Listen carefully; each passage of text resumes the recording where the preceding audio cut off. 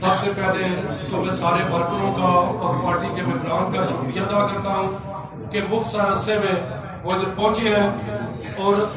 Press والوں کا بھی شکریہ ادا کرتا ہوں کہ انہوں نے بھی تھوڑے سے ٹائم میں ہمیں ادھر زحمت کی اور یہ پہنچے، اور ان صاحب کا بھی شکریہ ادا کرتا ہوں، یہ اسلام آباد سے امیڈیٹلی آئے، ان کو رات کو نہیں تھی اطلاع، صبح اطلاع ہو گیا۔ باقی یہ سب لوگوں کو پتہ ہے یہ چوروں کا ٹولہ ہے جو یہ آج نہیں، یہ سن 90 سے چوری کر رہے ہیں۔ اس طرح ان کو سب کو خان صاحب نے اوپن کر دیا ہے۔ چوری پہلے بھی کرتے تھے مگر اس دفعہ ذرا طریقہ مختلف، پرانے چور اور نئے کراڑی اور پرانے چور، ان چوروں نے پہلے ہی پتا تھا ہمیں کہ چوری کرنی ہے، اور اب دو چور کٹھے ہو گئے، ایک بھی نہیں رہا، تیسرے چلو مولانا صاحب کو اللہ کیا کہ تھوڑے سے پیچھے ہٹ گئے ان سے، اللہ ان کو ہدایت دے، ہمارے ساتھ رہے، اور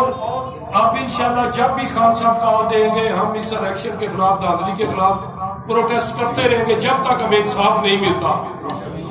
ہماری یہ غیر ملکی میڈیا نے بتایا ہے کہ پاکستان قومی اسمبلی کی 202 نشستیں ہماری اور صوبائی کی 232 نشستیں ہیں جو انہوں نے چوری کر لی ہے الیکشن کمیشن کے ذریعے۔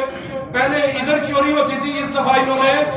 یہ رزلٹس بدلے ہیں۔ آپ کو پتا ہے ایک سرگودا کے شعیب نسواں نے اے ڈی سی جی،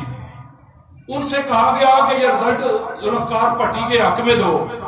مگر انہوں نے کہا کہ ایک جگہ سے بھی نہیں جیتا، ایک جگہ سے جیتا تو پھر تو میں دے دوں۔ انہوں نے ریزائن کر دیا، دوسرا شفیق نیازی لگایا، اس نے دوسرے آتے ہی دستخط کر دیے، یہ لو بھٹی اپنا، میں فرض اپنا پورا کرتا ہوں۔ آج میں نے سنا ہے کہ کمشنر اسلام آباد بھی ریزائن کر دیا، تو انشاءاللہ آہستہ آہستہ یہ بارش کے قطرے ہیں وہ گریں گے، اور انشاءاللہ ملک میں جمہوریت بحال ہوگی اور انشاءاللہ کامیاب ہوگی۔